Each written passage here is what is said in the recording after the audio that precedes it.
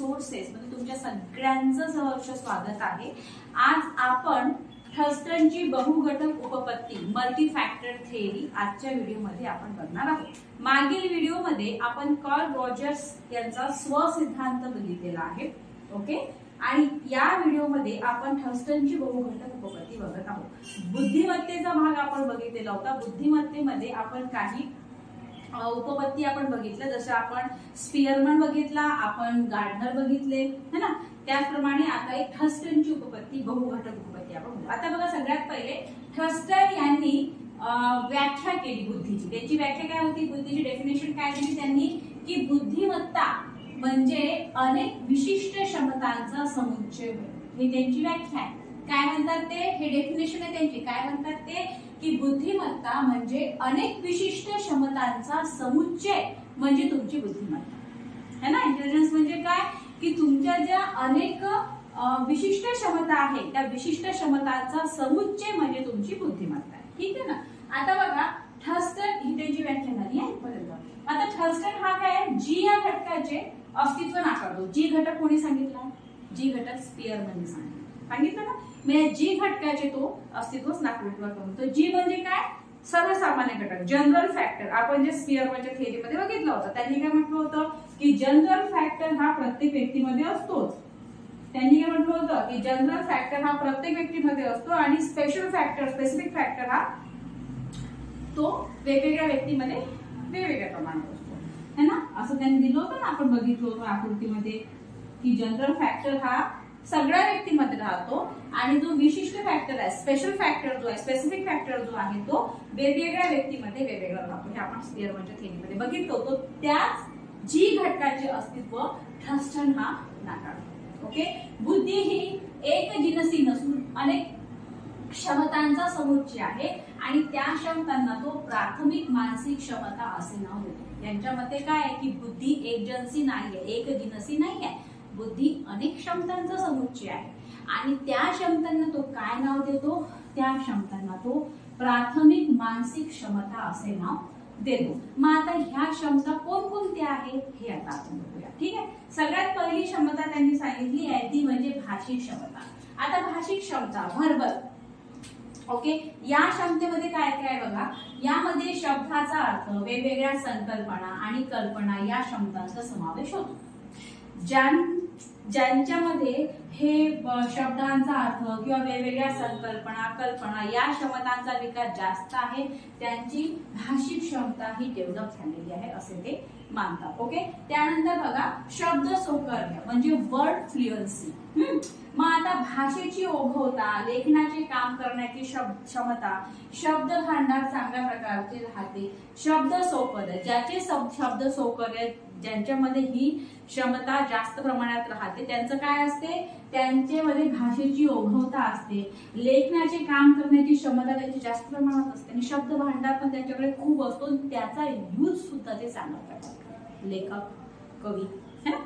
चला दुसरीकडे जाऊया, संख्या विषयक क्षमता। आता यामध्ये काय बघा, न्यूमेरिकल ॲबिलिटी, संख्येचा उपयोग, आकडेमोड झाले, संख्येचे गणन झाले, आवश्यक असणाऱ्या क्षमतेस तो संख्या विषयक क्षमता असे म्हणतो। मला संख्या विषयक क्षमतामध्ये काय झालं तुमचं, संख्या विषयक क्षमतामध्ये की संख्येचा, आता भरपूर विद्यार्थी असतात ज्यांना मॅथमॅटिक्स हे सोपं जातं आणि भरपूर विद्यार्थी असे पण राहतात की ज्यांना मॅथमॅटिक्स हे कठीण जरी त्यांना कळत नाही, ठीक आहे। मग आता बघा, की हे संख्या विषयक क्षमतामध्ये काय आहे, की संख्येचा उपयोग करणे, आकडेमोड चांगल्या प्रकारे करणे, कॅल्क्युलेशन, है ना, संख्येचे गणन आणि आवश्यक ह्या सगळ्या क्षमता त्याच्यामध्ये असतात, त्यांचा संख्या विषयक ज्ञान, ज्याची न्यूमेरिकल ॲबिलिटीचं नॉलेज मला खूप चांगल्या प्रकारे असते। आणि त्यानंतर अवकाश संवेदन क्षमता। अवकाश संवेदन क्षमतामध्ये काय असते, की विविध वस्तूंचे आकार,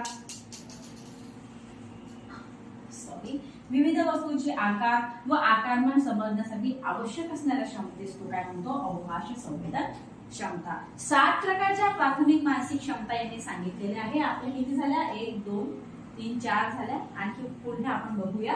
पण याच्यामध्ये बघा, अवकाश संवेदन क्षमतामध्ये त्यांनी काय सांगितलेलं आहे, की विविध वस्तूंचे आकार झालं, आकारमान समजण्यासाठी आवश्यक असणाऱ्या क्षमतेस तो काय करतो, तो काय म्हणतो, अवकाश संवेदन क्षमता असं म्हणतो, ठीक आहे। या पुढल्या भागात आपण बघूया।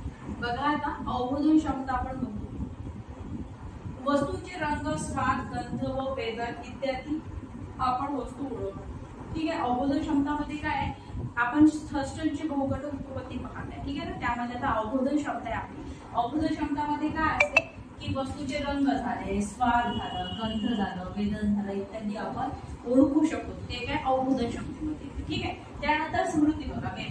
आता प्रत्येकाला घडलेल्या बाबी लक्षात ठेवण्यासाठी एक विशिष्ट क्षमता आवश्यक असते. त्याला म्हणतात स्मृती. म्हणजे आता समजा काही आपण पाठांतर केलं किंवा आपण एखादं गणित समजावून सांगितलं तर ते त्याला लक्षात ठेवावं लागते. मग ते लक्षात ठेवण्यासाठी एक विशिष्ट प्रकारची ॲबिलिटी आवश्यक आहे, त्याला स्मृती असं म्हणतात. त्यानंतर बघा उद्गामी अनुमान क्षमता, इंडक्टिव्ह रिझनिंग ॲबिलिटी. उद्गामी आणि अवगामी ह्या दोन्ही पद्धती मी शिकवणार आहे तुम्हाला. ठीक आहे ना. आता बघा उद्गामी अनुमान क्षमता इंडक्टिव्ह रिझनिंग ॲबिलिटी मध्ये काय असते की निष्कर्ष काढण्यासाठी अनुमान क्षमता उपयुक्त ठरते. जी माहिती मिळवलेली असते त्या आधारे सर्वसामान्य नियम व तत्त्वे तयार करणाऱ्या क्षमतांचा इथे समावेश होतो. ठीक आहे ना. उद्गामी अनुमान क्षमतामध्ये काय असते की भाई निष्कर्ष काढण्यासाठी अनुमान क्षमता उपयुक्त ठरते. एखाद्या गोष्टीचा निष्कर्ष तुम्हाला काढायचा असेल तर अनुमान क्षमता आवश्यक असते, इंडक्टिव्ह रिझनिंग आवश्यक असते. मग आता जी माहिती मिळवलेली आहे तुम्ही त्या आधारे सर्वसामान्य नियम व तत्त्वे तयार करणाऱ्या क्षमतांचा इथे समावेश होतो. समावेश उद्गामी अनुमान क्षमता. आणि लक्षात तुमचं या पुढे बघा. आता आपण बघितलं यांच्या पूर्ण क्षमता. प्राथमिक मानसिक क्षमता कुठल्या होत्या तर शब्द सौकर्य होतं, संख्याविषयक क्षमता होत्या, अवकाशी संवेदन क्षमता, स्मृती, अनुमान, उद्गामी अनुमान क्षमता, अवबोधन गती क्षमता आणि भाषिक क्षमता. तर थर्स्टनच्या मते ह्या परस्परापासून वेगळ्या नाही. ह्या ज्या क्षमता आहे ना, ह्या एवढ्या मोठ्या क्षमता आहेत या परस्परापासून वेगळ्या नाही. परस्परापासून या कशा आहेत, वेगळ्या नाही. या एकमेकांवर अवलंबून आहेत. ठीक आहे. परस्परापासून या वेगळ्या नाही आहे. या सगळ्या क्षमता काय आहे, या सगळ्या क्षमता एकमेकांवर अवलंबून आहेत. ठीक आहे. वेगळं अस्तित्व तो मानत नाही. क्षमतेचं अवलंबून आहे सगळ्यांना. आणि कारण की त्यांचं हेच आहे व्याख्याच ती आहे, डेफिनेशनच ती आहे. डेफिनेशन मध्ये त्यांनी काय सांगितलं की बुद्धिमत्ता म्हणजे अनेक विशिष्ट क्षमतांचा समुच्चय आहे. ठीक आहे. त्यांची व्याख्याच ती आहे, डेफिनेशनच ती आहे. आणि ह्या त्यांच्या प्राथमिक मानसिक क्षमता आहे, मल्टीफॅक्टर थिअरी.